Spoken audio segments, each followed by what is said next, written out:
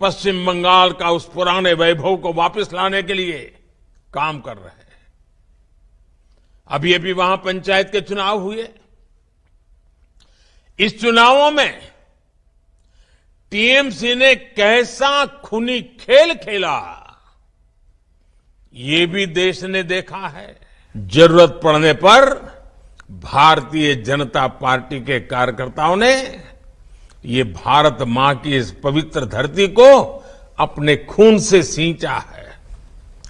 कई बार संघर्ष किए हैं और मैं पश्चिम बंगाल के मेरे साथियों को विशेष तौर पर आज के परिदृश्य में जिस प्रकार से पश्चिम बंगाल के कार्यकर्ता मां भारती के लिए, पश्चिम बंगाल के उज्जवल भविष्य के लिए, पश्चिम बंगाल के गरीब भाई बहनों के लिए जिस प्रकार से संघर्ष कर रहे हैं,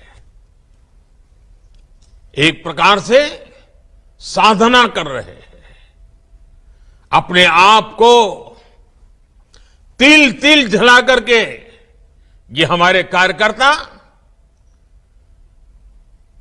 पश्चिम बंगाल का उस पुराने वैभव को वापस लाने के लिए काम कर रहे हैं।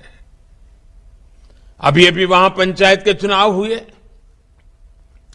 इस चुनावों में टीएमसी ने कैसा खूनी खेल खेला, ये भी देश ने देखा है। पहले चुनाव में इनका तरीका क्या है? पहले तो चुनाव की तैयारी के लिए समय मत दो, बहुत ही जल्दी जल्दी फॉर्म भरने की तारीख घोषित कर दो। फिर कोई भी विरोधी दल का, कोई भी बीजेपी का व्यक्ति पर्चा ही न भर सके, इसके लिए जो कुछ भी कर सकते हैं करो। और अगर मानो उसने चातुर्यपूर्वक फॉर्म भरने के लिए जगह पर पहुंच भी गया तो फिर चुनाव लड़ने में अड़ंगे डालना, उनको घर घर जाने नहीं देना, प्रचार करने नहीं देना, धमकियां देना।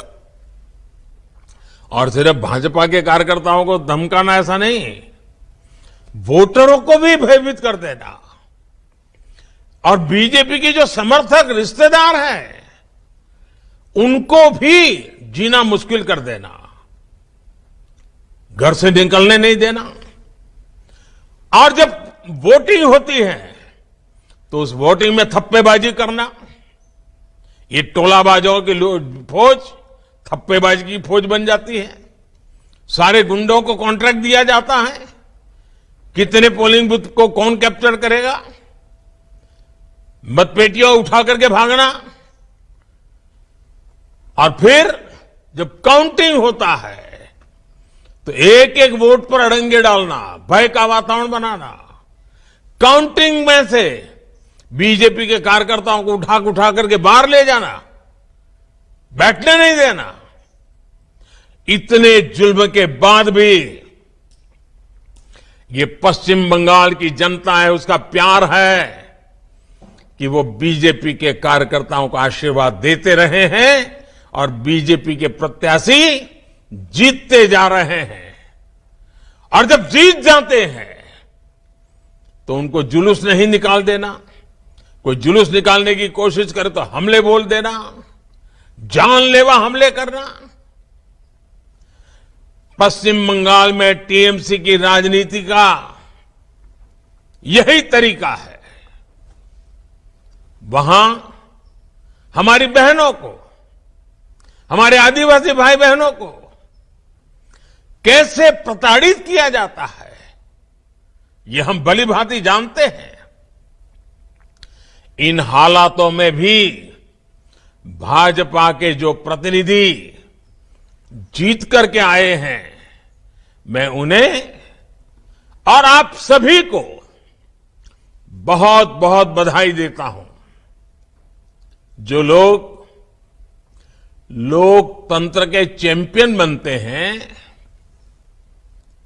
आए दिन ईवीएम से छुटकारा पाने के लिए मनगढ़ंत कथाएं चलाते हैं, ईवीएम पर सवाल उठाते हैं, आपने उनका नकाब देश के सामने उतार दिया है। साथियों, आज की ये बैठक इसलिए भी महत्वपूर्ण है क्योंकि आप सब देश के पूर्वी हिस्से का प्रतिनिधित्व करते हैं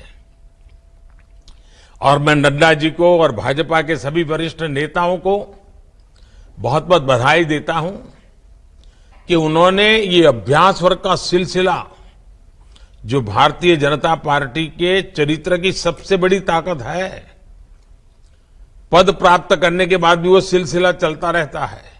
अभी बता रहे थे कि सभी पंचायत सदस्यों का अभ्यास वर्ग 35 जगह पे चल रहा है, जिला परिषद के अध्यक्षों का अभ्यास वर्ग चल रहा है। और अभ्यास वर्ग में हम गेट टुगेदर के लिए नहीं आते हैं, कुछ न कुछ नया सीखने के लिए आते हैं, एक दूसरे की बेस्ट प्रैक्टिस को समझने के लिए आते हैं। किसी जिले में हमारे साथी ने कोई अच्छा काम किया है तो उसमें से सीख करके अपने जिले में लागू करने के लिए आते हैं।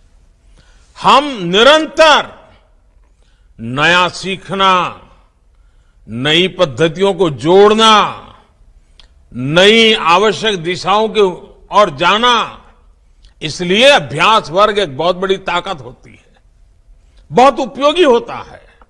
और मुझे विश्वास है कि जो बातें आपको बताई जाएगी उसके उपरांत जब आप अपने साथियों से गप्पे मारोगे, भोजन के समय, चाय के समय, उनके अनुभव सुनोगे, तब आपको बहुत कुछ नई नई चीजें जानने में मिलेगी कि काम करने का कौन सा तरीका ज्यादा उपयोगी होगा।